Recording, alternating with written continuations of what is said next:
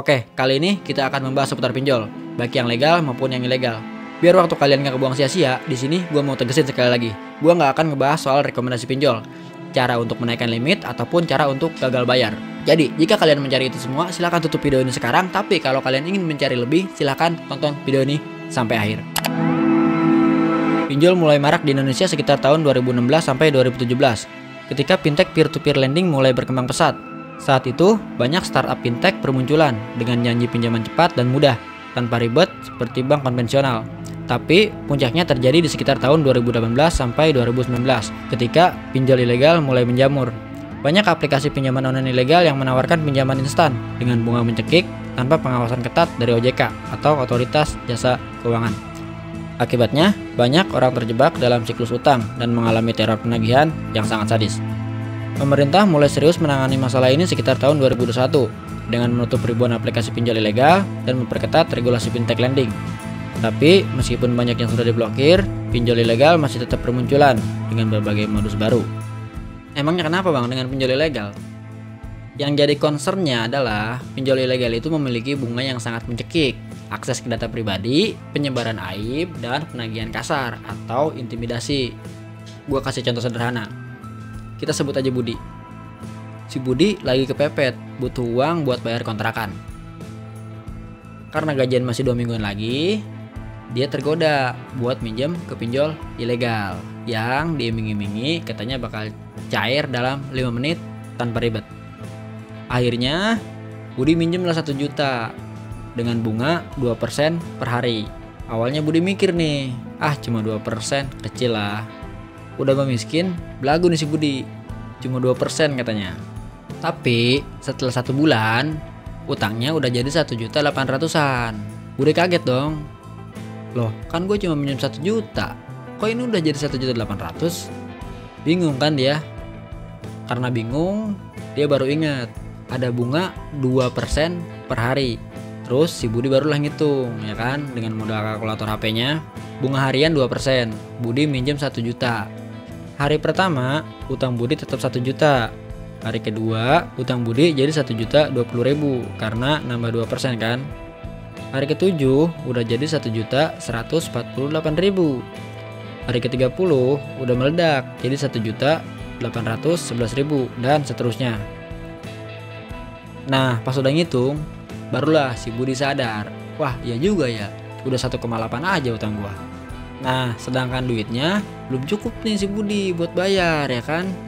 Akhirnya Budi minjem lagi ke pinjol yang lain buat nutupin utang pertama.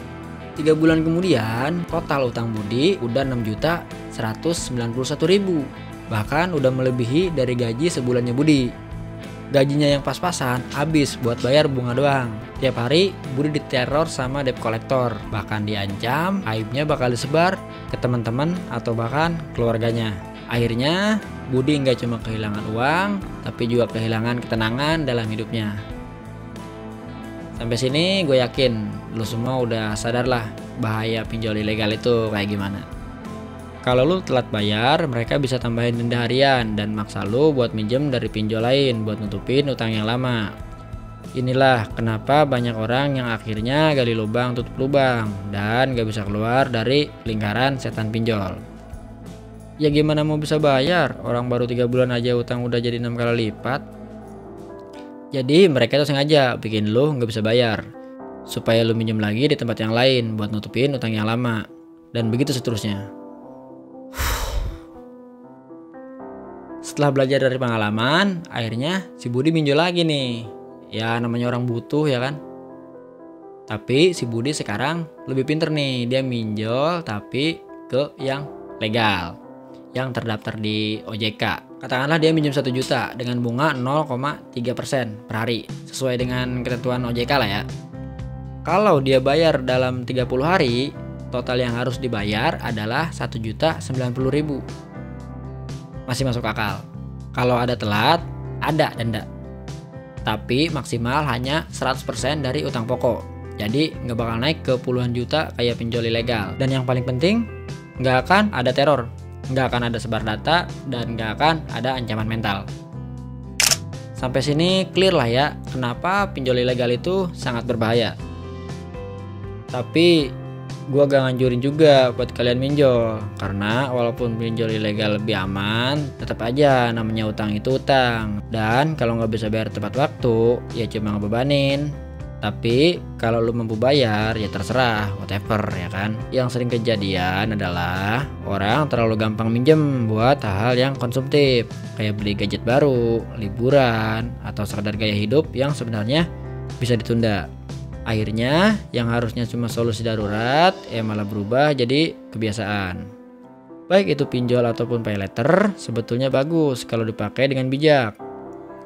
Jadi kapan sih pinjaman atau pay letter itu bisa dikatakan masuk akal? Yang pertama, kalau buat kebutuhan mendesak dan produktif. Contoh, lu butuh buat modal usaha kecil, bayar biaya rumah sakit, atau ada pengeluaran penting yang gak bisa ditunda. Dan yang pasti, bukan buat lifestyle atau gaya-gayaan. Yang kedua, kalau lu punya rencana bayar yang jelas. Minjem duit tanpa tahu kapan bisa bayar itu sama aja masuk ke jebakan sendiri. Pastikan lu bisa bayar tepat waktu biar nggak kena bunga atau denda berlebih. Dan yang ketiga, kalau lu pakai buat ngatur cash flow, bukan buat gali lubang tutup lubang. Misalnya, lu pakai pay letter buat beli barang yang udah ada dananya, tapi lu manfaatin cicilan biar cash flow lebih longgar. Tapi kalau lu pakai buat nutup utang lain, itu udah warning besar lah ya. Sebetulnya ada banyak masyarakat Indonesia yang terjerat pinjaman online. Menurut data dari Asosiasi Fintech Perdanaan Indonesia atau AFPI mencatat, hingga Mei 2024 sebanyak 1.290.000.000 orang di Indonesia telah memanfaatkan layanan fintech lending dengan total penyaluran dana mencapai 874,5 triliun.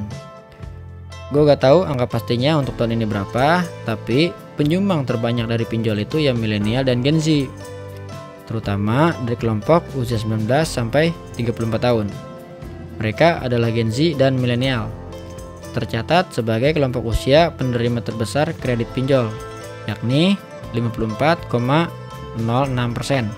atau mencapai 27,1 triliun. Bagaimana tidak, di platform tertentu pinjol sangat memudahkan penggunanya. Dengan modal foto barang KTP, nunggu beberapa menit udah cair. Bandingkan dengan aplikasi kartu kredit yang memerlukan waktu hingga 2 minggu. Gen Z yang menginginkan semuanya serba instan sangat males dengan kata-kata nunggu, ya kan? Pinjol, pay letter, dan kredit itu bukan musuh, tapi juga bukan solusi kalau lu nggak bisa ngelola dengan bijak. Jangan minjol kalau lu cuma minjem buat hal konsumtif dan gaya-gayaan. Tapi kalian bisa memanfaatkan pinjol untuk kebutuhan darurat atau sesuai yang produktif. Memastikan bisa bayar tepat waktu biar nggak kena bunga tinggi dan paham risiko sebelum ambil keputusan pinjaman online. Intinya, utang itu alat, bukan jalan pintas. Kalau nggak hati-hati, lu bakal kerja buat bayar bunga doang. Jadi sebelum minjam, tanya diri sendiri, gue butuh atau cuma pengen? Kalau cuma pengen, mending tahan dulu. Oke? Cukup sekian video dari gua, semoga bermanfaat. Terima kasih, sampai jumpa di video selanjutnya.